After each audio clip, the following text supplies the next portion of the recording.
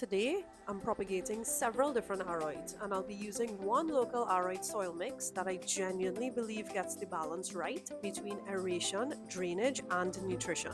So if you're a plant collector in Trinidad, you don't want to miss this one.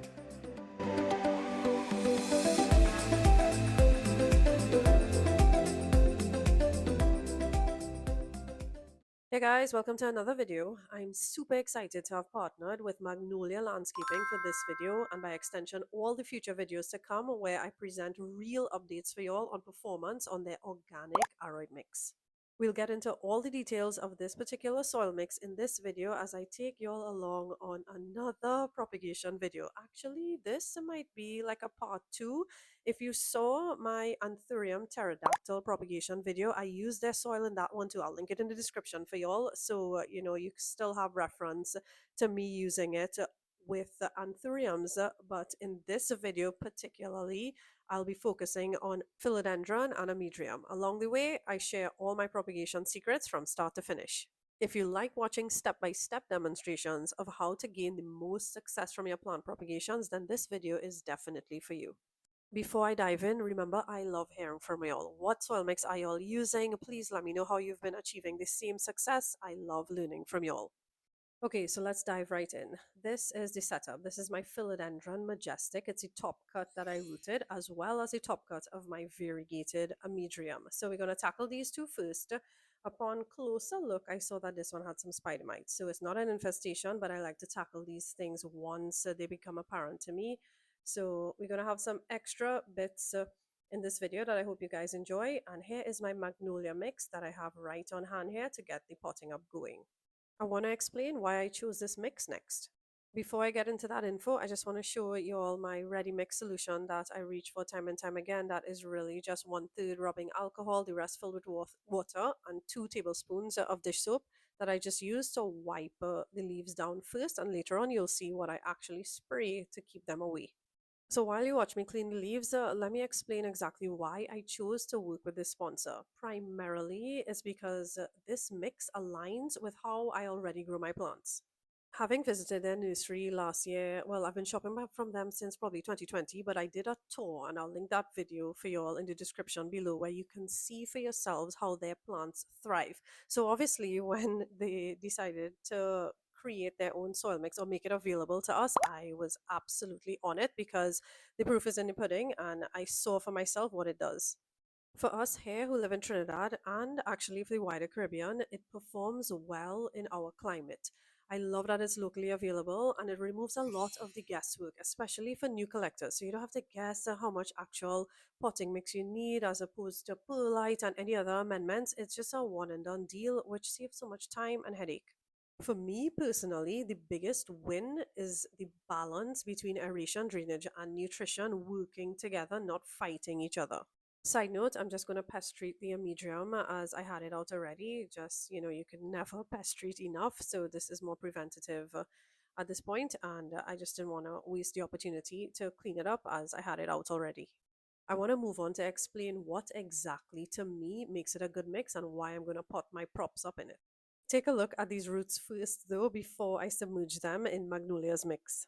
I'm going to link what I'm calling part 1 of this where you can see my cuttings progressing and what I use and how I help my props along to root densely like this. I'll link that in the description for you all if you missed that one. So anyway, if you're a regular here, then you would know the effort that I put in to making sure my plants get the right nutrition and just caring for them. So what I want to explain is why I think Magnolia's mix is perfect for this set of props, and in the future it'll serve as a benchmark for y'all or a reference in case y'all want to see how the mix actually works. And so you've seen my roots.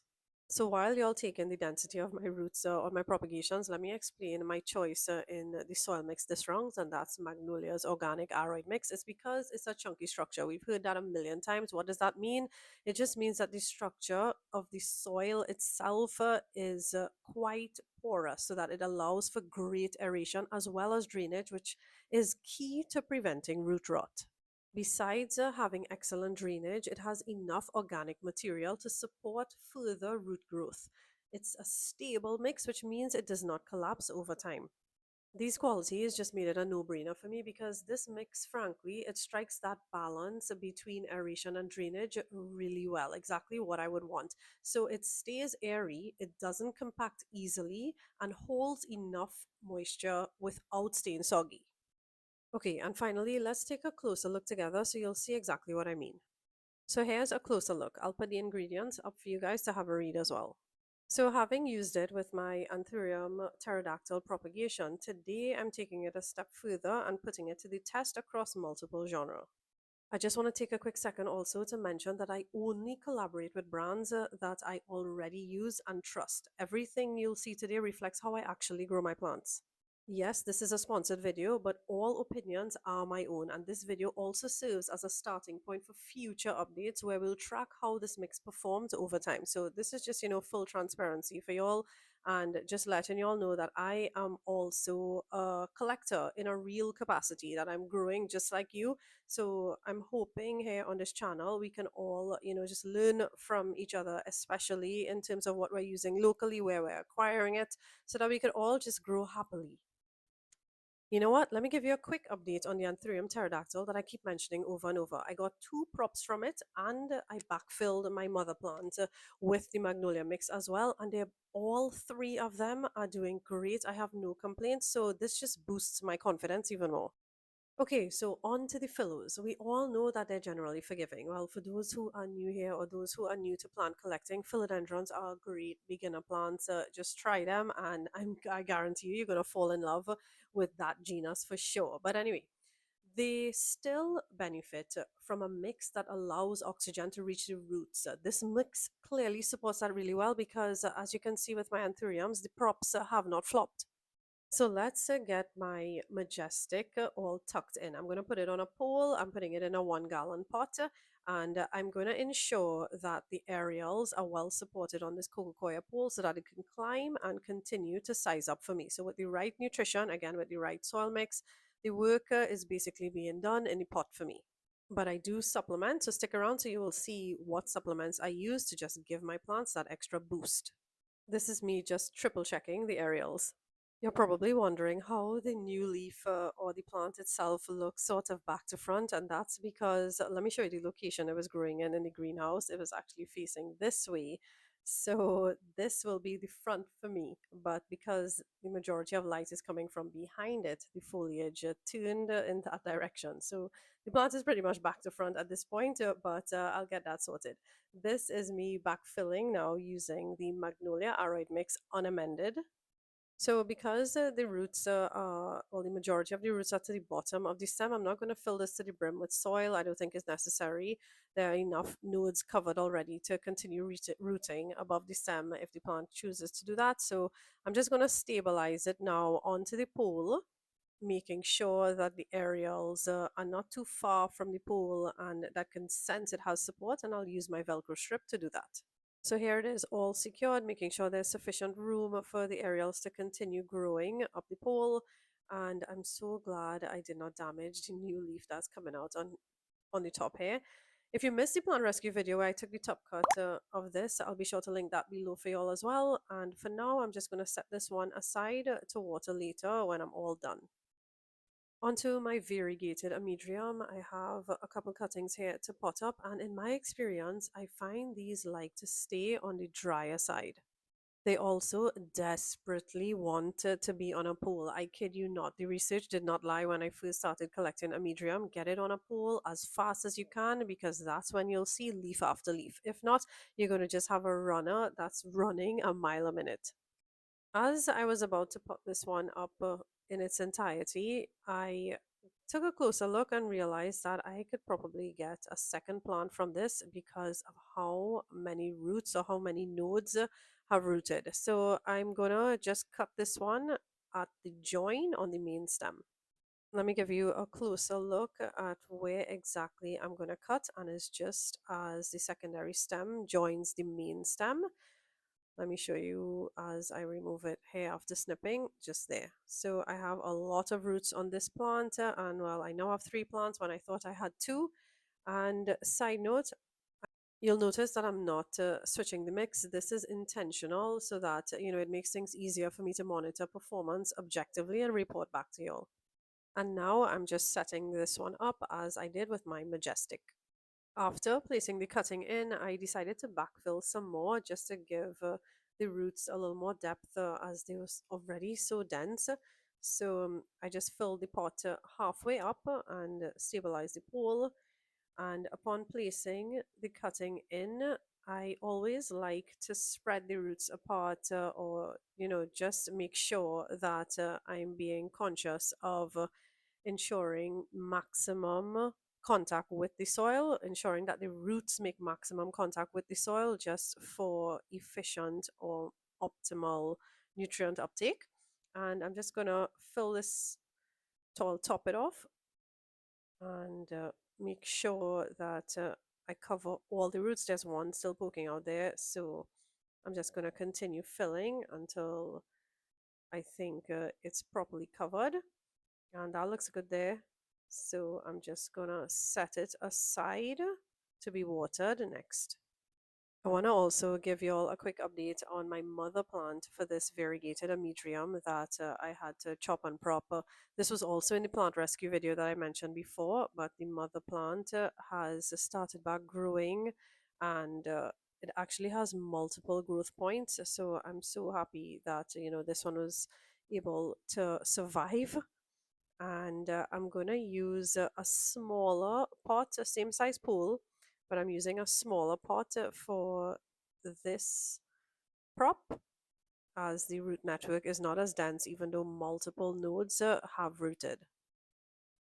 For this propagation, and as I did with the others, I'm just making sure that the roots make maximum contact with the soil for optimal nutrient uptake, and I'm adjusting the stem to make sure it's mounted properly on the pole before backfilling to fully stabilize it. This particular propagation though has a long section of bare stem, and I'm just going to cut that off because I don't really want the plant focusing its energy on trying to keep that stem alive. So I prefer shift focus onto root development and more leaf growth. So I'm just going to take that off just to ease the burden on the existing root network. Again, I'm just double checking that all the roots are properly covered and making sure that that secondary shoot has enough space to continue growing, and that's it. Actually, I think I'm going to put this one in a cover pot because it's kind of toppling over with the tall pole. So if you watched my outdoor living video, I'll put it up on the screen now and link it in the description for y'all. You would have seen me rearrange the space so that I have access to all my cover pots. I'm looking for one with a hole because it's going to go into the greenhouse and I want it to be able to drain properly. So maybe my boob planter will fit. I got this one a while back. I actually had plants in my bathroom and used this one there. I thought it was a quirky addition to my pot collection. But anyway, it is too small. So I'm just going to set it aside for now and hopefully figure it out a little later off camera. I'm going to set up this final propagation in this pot, one that's a little taller to match the length of these roots. It's not as dense, but it's pretty long. So I want to make sure I give it enough depth to be buried in. And if you're still here with me, thank you so much for still being here. This video is just the beginning. Over the next few months, I'll be sharing progress updates, root development, leaf size, overall plant health, using the same mix. We have a lot to look forward to going forward. If you've ever wondered how a soil performs over time, these videos are definitely for you. If you live in Trinidad and use aroid mixes already, whether homemade or commercial, I'd love to hear what's working for you. Drop your experiences in the comments, especially if you grow philodendrons, anthuriums, or amydrium in our climate. But anyway, back to our potting situation. In this propagation, you can see we have some beautiful secondary roots. Those are the roots that grow off of the main root. Just to reiterate, if you want to find out all my secrets to growing healthy, dense roots like what you see here, be sure to check out this video. I share all the products that I use and my basic methodology to just make sure I have healthy roots, to just set myself up for healthy plants in the future. And of course, using a great aroid mix helps in the end. And it just takes a lot of the work out of keeping your plants healthy over time by making the right choices up front. And I'm just going to set this one aside to be watered with all the rest. In the end, I will share with you guys the solution that I use to water my new propagations with, just to make sure I buffer them from any trauma from transplanting. And I have a little bit of mix remaining. I think I'm going to go ahead and pot up my philodendron melano for y'all on camera. These, I have a, I think it's probably two or three props that I can pot up today. This is my Andrianum. I'm featuring my Andrianum here because about 5 years ago I bought it as Philodendron Andrianum. This is my Philodendron Melano mother plant that you just saw pop up there. But there was some confusion back then between the taxonomy of these two plants. Nowadays, or in more modern research, it is presented as the same plant. So Andrianum and Melano are the same plant, but I guess you could decide for yourself. I do have a reel that I'll pop up here that shows, pretty similar traits, but over time, I have found, just little nuances where, you can see there is a difference, but, probably negligible. Maybe the emergent leaf, in my case, was different colors, and just the leaf shape can present to be different as well. But I have a short also on YouTube that y'all can comment under and take a look at it. I also had a couple posts on if it is the same plant or not, so you can give it a go. If you have any information though on it in these times, I would love to hear about it. I am banking footage for y'all to eventually do a comparative video. So you can look forward to that if you bought a plant called Andrianum as well as Melano and want to know what's the difference, if there's any at all. But anyway, let's take a look at these props up close next, and just investigate this root situation to make sure they're okay to pot up. I think I have three props. This one looks a bit pesty. The root system looks great, and ready to be potted up. There's also a third leaf on the way. This one also can be potted up. The root network is a lot denser than that first one. A new leaf is also on the way. I'm just going to clean up in here as best as I can and check out these two stems that I'm seeing. Oh, this one has shooted, but it's not quite ready to be potted up. So I'm just going to leave this probably in a bed of lacquer, or repot those in the lacquer to continue rooting. This one also has a growth point activated, so I'll probably set those back up after I get these potted up. This looks like it has a bit of leaf burn and a lot of pest damage, as well as maybe some fungal issues. There's a large scale there, so let's clean this up next. To clean it up, I'm going to use the same solution I used at the beginning of this video. That's my rubbing alcohol and dish soap solution. I wipe the front and back of the leaves as is, and I'm just going to set it aside for a minute. And eventually, later in this video, actually, you'll see me use a spray that I use as a preventative that's stronger than this solution, and it's just like a second layer of protection. I'm going to use these poles as well. I'm going to get them on a pole immediately because once they start to climb, I know they're going to start to size up for me. I'm going to place it in those clear pots that I get from Amazon. I'll link everything in the description for y'all. And these poles, I know the bottom does not have any coco coir or fill, but that doesn't bother me because once I start to fill the pots, the soil will just flow into the pole and fill in those gaps. I think being able to have successful propagations is such a perk in this hobby because, this hobby can be quite expensive. And just to keep it sustainable, you can either trade for plants or sell and recoup some of the money you use to pay for your plants, to buy new amendments, just all in all to keep it sustainable. So, I think it's really worth your while to learn how to propagate plants. Well, to me anyway, it has saved me quite a lot of money by being able to do this. And I always have a backup for if things go wrong, and to me that's a savings in itself. All in all, to say that learning how to propagate is quite valuable in this hobby. And I'm just going to set up this second propagation as I did the first.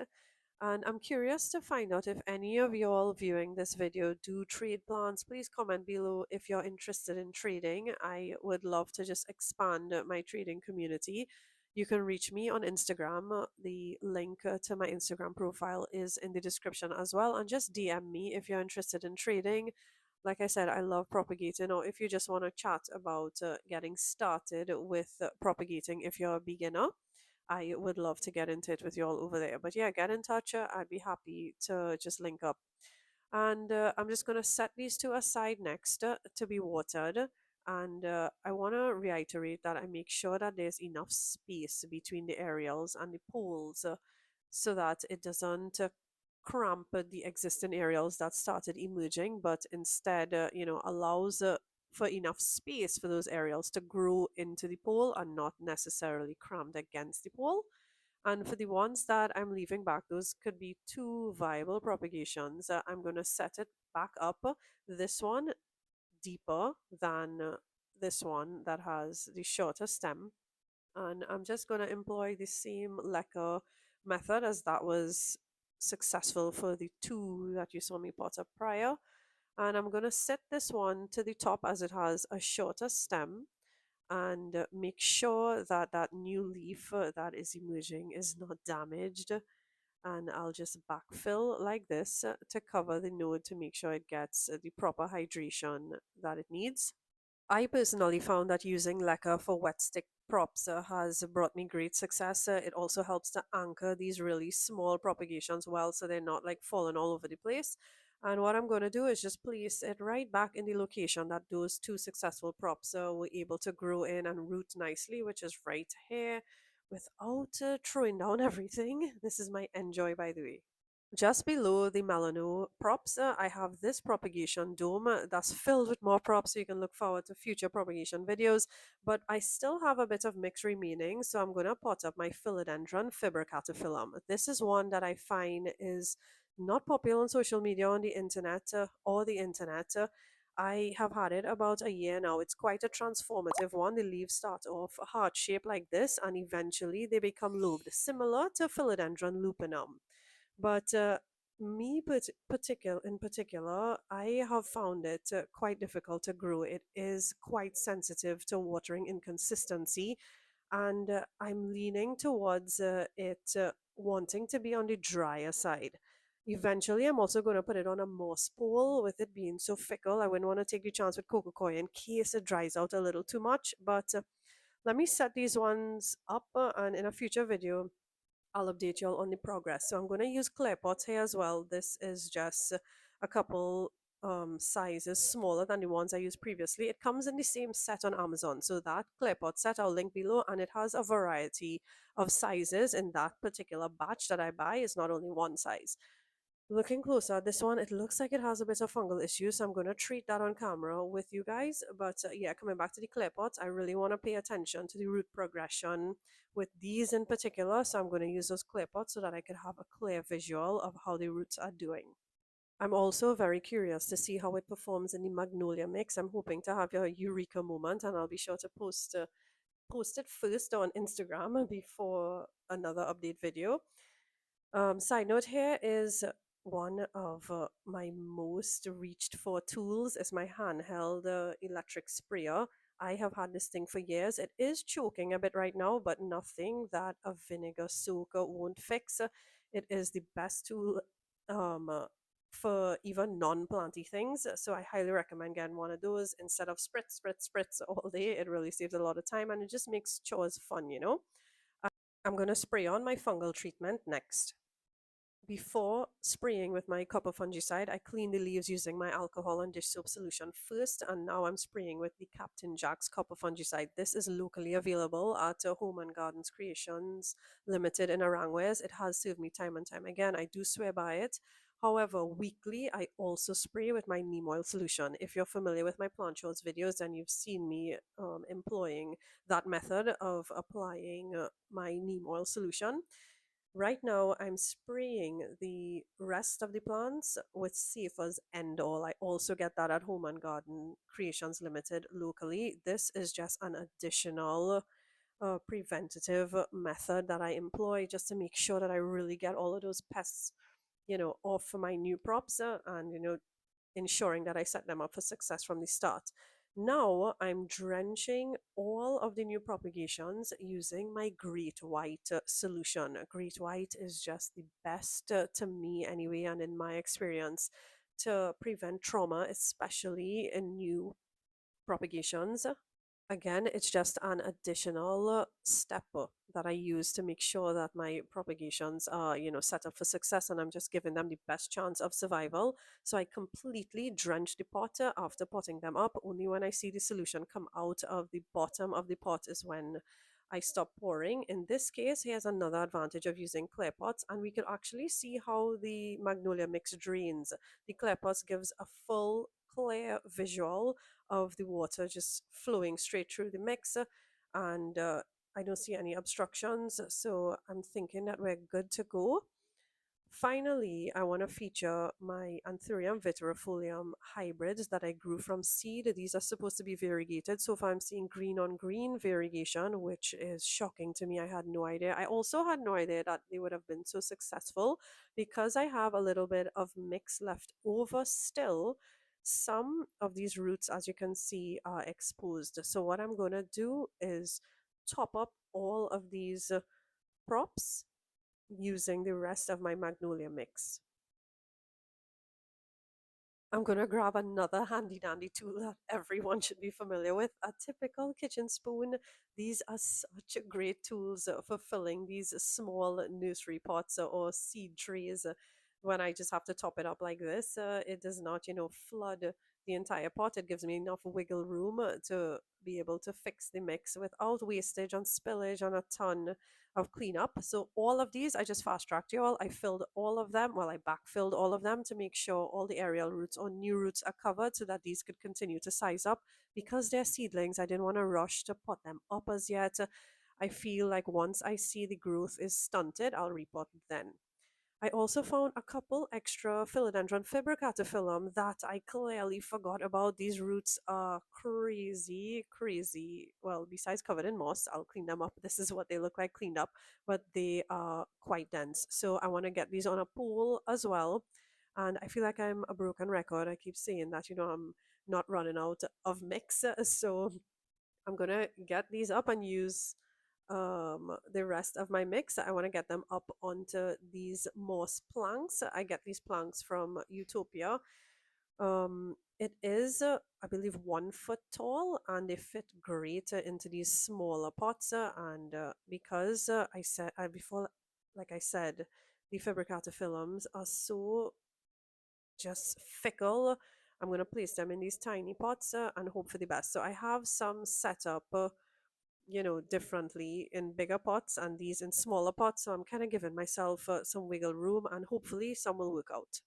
The final thing I want to do with this one in particular, especially as there's an emerging root right there, is I want to secure this as close to the moss or maybe into the pole as much as possible. I'm going to use this Velcro tie strap to do that. I have to be particularly careful because I don't want to snap it, but I want to make sure it's touching the moss so it does not dehydrate. These Velcro tie straps are great for using like that. I'm finally done with my mix. And I love these clear bins, by the way, for storage. And it just makes things easy to just scoop and go, keeps the mess contained, and so forth. So the last thing I want to do in this video is show you all where I place the new props, the new potted props. My melano is there, and next to it is my variegated Amydrium. These will receive sufficient light being to the front of the greenhouse, and this is my Philodendron majestic that is close to the mother plant, which is right here, that is just thriving once again. You can see the full process in my plant rescue video that I linked earlier. So I'm placing it close to that because I know that's a sweet spot for this plant already. Behind it is my other variegated Amydrium that would receive sufficient light there. As a variegated plant, it would require more light, so I'm guessing that that would be a good spot. I'll keep you all posted. And in general, all are in the greenhouse. And that's a wrap on this video. If you found this helpful, consider liking the video. It really helps support the channel. Subscribe if you want more propagation content, honest product testing, and plant updates tailored to our tropical environment. Thanks so much for watching. And if you want additional information on Magnolia landscaping, whether it's about their soil or their gorgeous, great quality plants, all their information is in the description below. I am inclined to do a tour at the nursery soon. Comment below if you want to see that. I know they've brought in a lot of new, trendy aroids and other tropical plants. I'm so excited to visit them again in this new year. So be sure to comment if you would like me to do a tour that's complete with pricing, etc. And feel free to message me on Instagram if you want any additional information. And finally, I just want to give a heartfelt thank you to Magnolia for sponsoring this video. I appreciate you guys so much and your support. Thank you again from the bottom of my heart. With that said, I'll see you guys in the next one.